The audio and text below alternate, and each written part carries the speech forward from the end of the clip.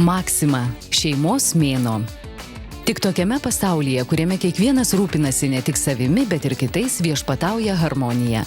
Apie kasdieninius rūpesčius, mažus ir didelius džiaugsmus, buvimą kartu, šnekučiuojasi mama Alina, tėtis Andrius ir jų dukrelė Deimantė. Nu ką, miela mamytė, mes per šiemet spėsim sutvarkyti mūsų vaikui kambariuką, aplinką prie namą. Nu ką, brangusis, pasistengsim savo saulutę įrengti kambarį, ne, Deimantė? Tėvelis perkas žemę. Tik laiko reikia tam surasti. Taip, Deimantė. Mamytė sodins, ką mamytė darys?